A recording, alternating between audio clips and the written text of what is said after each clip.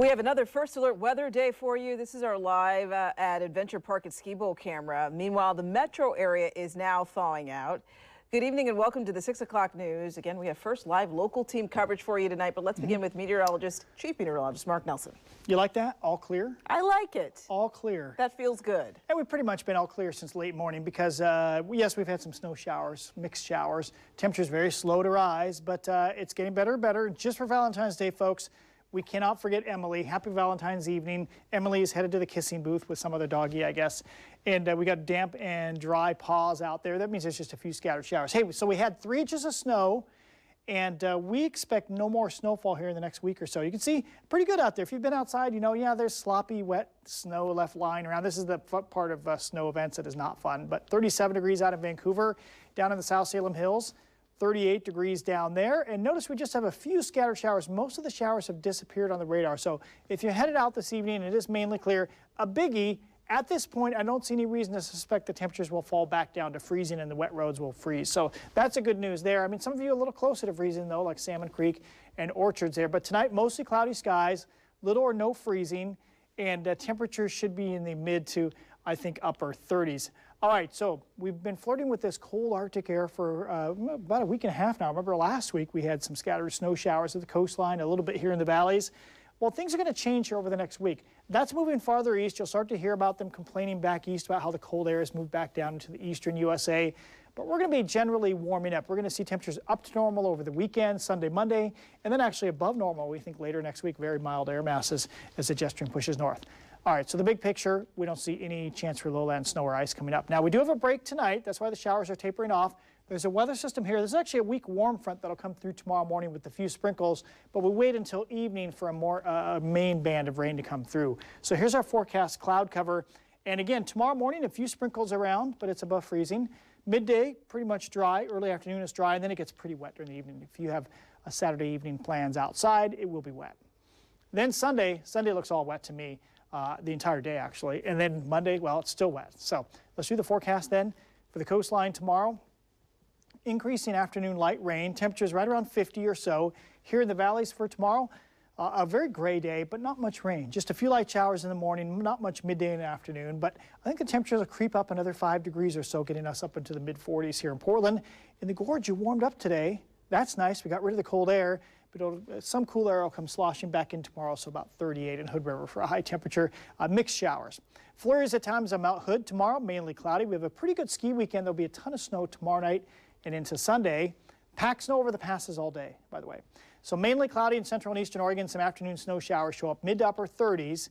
And here in Portland, a gray day tomorrow, Riel. I think will be a little warmer. We're going to start in the mid 30s, top out in the mid 40s. Average high temperature this time of the year is low 50s, and we'll finally do that by President's Day Monday, very wet day Sunday. If you take the next 3 days, 3 messages there. One is it's turning warmer. Second is no freezing snow or strong wind, and the third is that Sunday's that wet day. And then Tuesday and beyond, it's off and on showers, although we think it might dry out a little bit later next week. You know, Riel, there are even hints on some of our models we could touch 60 just beyond this, which would be the first time since last fall. So not so bad, huh? Not bad at all. No. Okay, thank you, Mark. Well, there is shock and heartbreak in a tight-knit community tonight. The Yamhill County Sheriff's Office has confirmed that a recent graduate of Newburgh High School died after a sledding accident yesterday afternoon. Dylan Scott spoke with community members trying to make sense of how a fun snow day ended with a tragic, significant loss. Friends and neighbors on this rural road in Dundee say it was just kids having fun on a snow day. They never thought that this would turn into a sledding accident that would shake this community. We did it when we were young, you know. I mean, accidents happen, you know. It's unfortunate. It's going to be tough for our community. Robert Moxley is among the residents on Hagee Road in Dundee that was deeply saddened by this unthinkable accident that transpired in front of his house Thursday afternoon. A sledding tragedy that claimed the life of 18-year-old Lily Vanderhoff, a beloved member of this community. Yeah, this is very difficult for us. It's, you know, something that weren't prepared for. That's unfortunate. Witnesses say Vanderhoff, who was being pulled by a rope on an ATV, was sledding up and down the rural road about 2:30 when somehow she crashed into this mailbox. Several residents rushed to try and perform life-saving aid, but say she died at the scene. Try to, wear your helmet if you can. Think about stuff like this happens. And, if you got a friend or family member, tell them you love them. Might be the last day you see them. The Yamhill County Sheriff's Office says the investigation is still ongoing. Meanwhile, the Newburgh-Dundee Public School District, of which Vanderhoff graduated from last year, sent a letter to students and their families, confirming the heartbreaking incident and noting that resources are available for the grieving community. The community will put their differences aside and band together. You watch. That's what we do. The Newburgh-Dundee School District says they will have mental health professionals available beginning Tuesday to help the student body deal with this terrible tragedy. In Dundee, Dylan Scott, Fox 12 Oregon. A daring rescue for Hood River County deputies. They shared this photo with us showing a rope rescue. They say last night, a driver went down a ravine. The Hood River crag rats were called in to help. There's no word on the driver's condition, but it does seem that rescuers managed to get that driver out. Meantime, I-84 is now back open a day after a multi-car pileup trapped drivers for hours near Multnomah Falls. 20 to 30 cars were involved in crashes yesterday on I-84 heading westbound. Dozens of cars were trapped on the highway, but amazingly only 4 people had minor injuries. Troopers say near white-out conditions and icy roads may have played a part in the crashes. We did speak to one semi-truck driver who says that speed is a problem that he felt may have been a factor. I've seen a lot of people flying past me when I was coming up here, and they were going, about 60, 65, and I was just rolling about 50, trying to keep that distance between me and the truck in front of me and keeping it nice and safe in case there is any ice and slick conditions. I can, try to slow it down before I get into a skid or anything like that. Multiple cars had to be towed. One actually caught on fire during those wrecks. Once the highway was cleared at around 6:15 last night, that highway was back open. Winter weather is putting a damper on some travel plans with Valentine's Day and the weekend here. Adrian Thomas is at the Portland International Airport, where travelers have seen some long lines, delays, and cancellations. So, Adrian, how are things looking out there now? Hey, Riel. Yeah, luckily right now things have seemingly returned back to normal here at PDX. A fairly normal Friday night, with a slight rush of some evening flights with people heading out for the weekend. But earlier today, it was a very different story because there was a wave of flight delays and cancellations over the last 36 hours, plus a shortage of TSA agents early in the morning, which caused a very stressful start to Friday for many travelers. This was the scene Friday morning at PDX, a massive line for security. A spokesperson for the TSA tells us because of winter weather overnight, a handful of TSA agents weren't able to make it into work, causing PDX to consolidate to one security checkpoint and closing the other. My flight's in like 45 minutes, so we'll see if I make it or not. You come to the airport, what are you going to do? Waiting in line, I mean. Some travelers we spoke with were shocked by the long lines, fearing they'd miss their flights. Others scrambling to flights they had rebooked after a wave of cancellations due to winter weather Thursday and into Friday morning. We had to reschedule, rebook, and it was terrible because we were going to a dress fitting for a wedding. PDX's website showed the Concourse B and C checkpoints were closed throughout the morning and that the wait for the open security checkpoint was 46 minutes. But the rush this morning seemed longer to some travelers. I got here with like an hour before my flight because I'm only going to Boise, and surprise, they told me hour and a half when I walked in. So we're just hoping that I make it. And back out here live, you can see that BC's security checkpoint has since reopened. Like we mentioned, there was some flights over the last 36 hours here at PDX, including some this morning. And we were keeping track of those flight delays and cancellations. And throughout the afternoon, we didn't see any additional delays or cancellations. So really, after a hectic day and a half of winter weather disrupting travel, things back to normal here at PDX for now. Live at PDX, Adrian Thomas, Fox 12 Oregon. Okay, Adrian, thank you. Well, all that snow thawing is still making for some pretty slick conditions, especially on the west side. Ezra Kaplan is in Beaverton with a look at the latest conditions there. It's an area that's been pretty difficult for drivers all day. Temperatures are warming up and the snow and ice is melting, but this morning some commuters got overambitious on slippery roads. Steep roads covered in snow and ice made for a treacherous morning commute. People were like sliding left and right down the hill, bottom there. Yeah. Kind of like a ping pong. Our reporter Bonnie Silkman was live on air when one driver ran into trouble. Uh-oh, they are sliding. They are sliding. Oh boy, oh boy, oh boy. Okay, and okay, you guys, wow. I hope the driver is okay. No injuries there other than perhaps a bruised ego. And when this BMW ended up in a ditch, it was locals who stepped in to tow him out. But for those in the neighborhood, this is nothing new. Sometime my husband and I would stand up here and just watch our entertainment. She wisely left her car at the top of the hill last night and decided to wait for the thaw. Any words of advice for people in this area? Take it slow. Just go really slowly, like this guy right here. Yeah, just be careful. Lots of car space. A reminder that a bit of caution and a dose of patience goes a long way on an icy road. Now, while most of the ice and snow are gone, there is some evidence of the damage done here at this hill. Reporting in Beaverton, Ezra Kaplan, Fox 12 Oregon.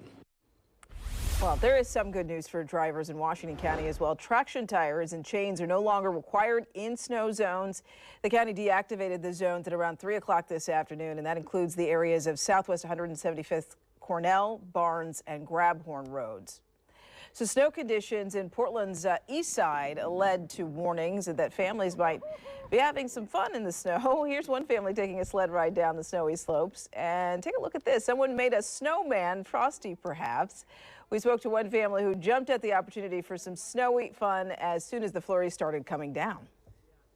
We immediately, jumped on the opportunity and went out and made some snowballs and snowmen and went a little bit of sledding with him, and he had a super fun time. Okay, so this is good for drivers, though. The snowy conditions are expected to be gone. We're out of there over the course of the day and into the weekend as well. So as that thaw begins, people in Multnomah County that are in need of shelter have one more day to take advantage of the county's services. The county announced its plans to keep their severe weather shelters open through tomorrow morning. 8 shelters will remain open today, and all shelters will stay open through at least 10 a.m. tomorrow. It was a busy week. At least 920 people stayed in warming shelters last night. The county says more beds will be added to keep up with the demand.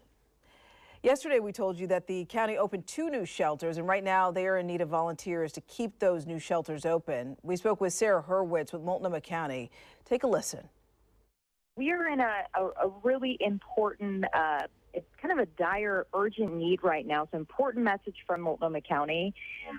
We are in an urgent need of volunteers to help staff 2 of our new shelters that are opening tonight.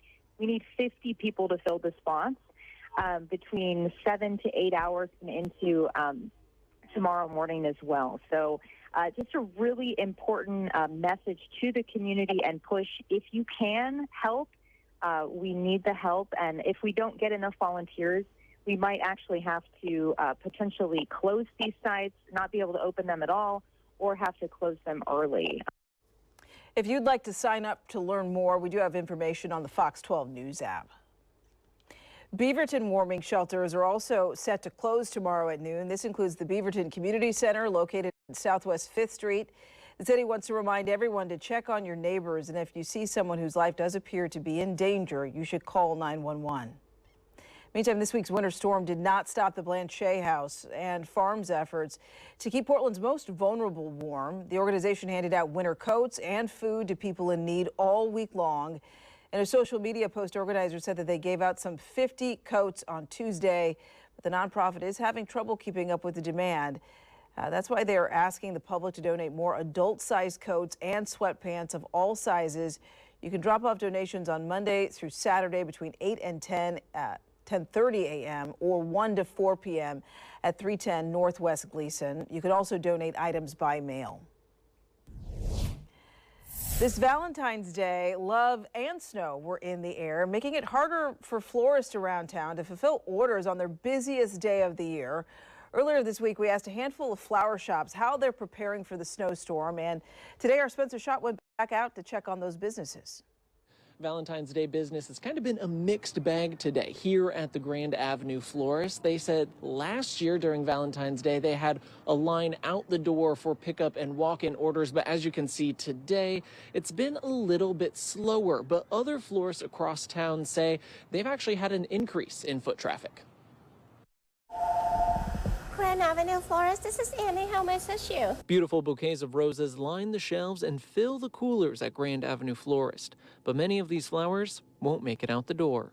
Would you like us to do the refund? And we got a lot of cancellation, so that is really rough. Not only have people canceled their pickup orders, Trans delivery team called out this Valentine's Day, saying they couldn't make it through the snow. None of my staff or co-worker come into work, so that's why you see only me and my husband here. But up in North Portland, Celebi Flowers and Botanicals have seen more people stop by on Friday. They're coming in pretty big waves. Right now we're at a lull, but I'm sure that we'll get another wave in a few minutes. I hear the door opening already. Murphy says that is partially due to a special offer they made their customers when they heard about this incoming storm. If people were willing to come pick up their flowers instead of having us deliver it and putting our drivers on the road, we said that we would give them extra blooms in all of their arrangements. But not everyone took them up on that offer, so they're trying their best to get what deliveries they can out the door. We're sort of starting closer into North Portland area and venturing out further and further, and basically we'll stop once it gets sketchy.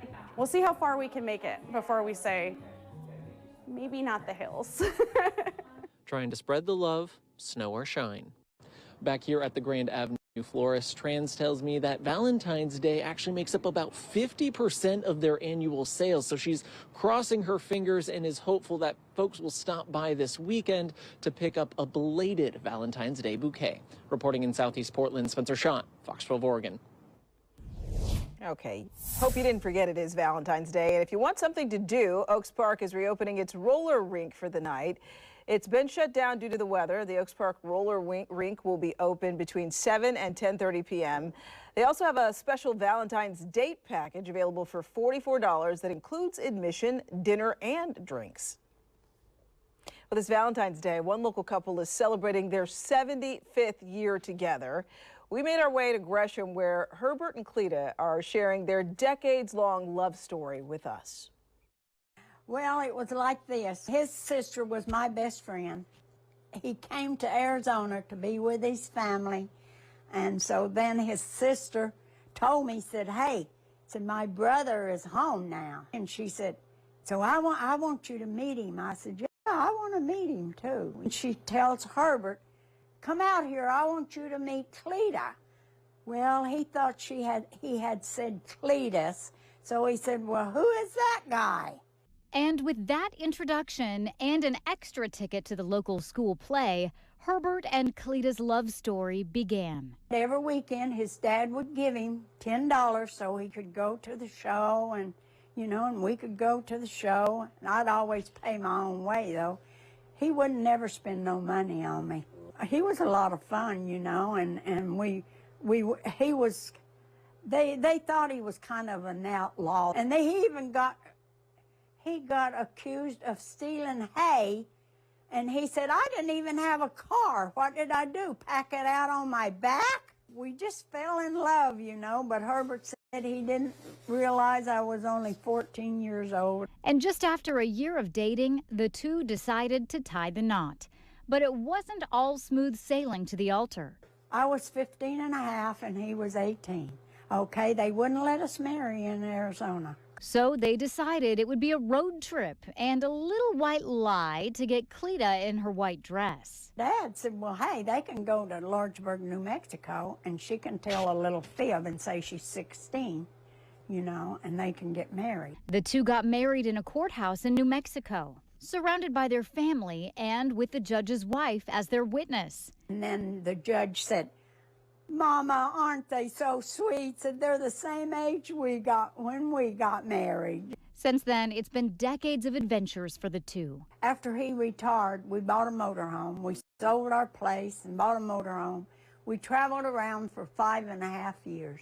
Now their adventures involve a little less travel and a little more gardening and a good game of cards. But they say one thing that has never changed is the one thing that's gotten them through 75 years of marriage. never go to bed mad. If we have a little argument or something, you know, through the day, then when night comes, we always tell each other we love you and good night and kiss each other, and then Herbert always tells me, I hope I'll see you in the morning. Good advice. That was We can all great. hope to have that. Okay, let's get a final check of the weather with Mark. It's gray and wet this weekend. Okay. It's that straightforward. I don't have anything Nice complicated. and simple, but nothing, yeah, that's Wettest on Sunday. Good. Okay, we'll take that. Thank you so much for watching us tonight. We'll see you back here tonight at 10 o'clock.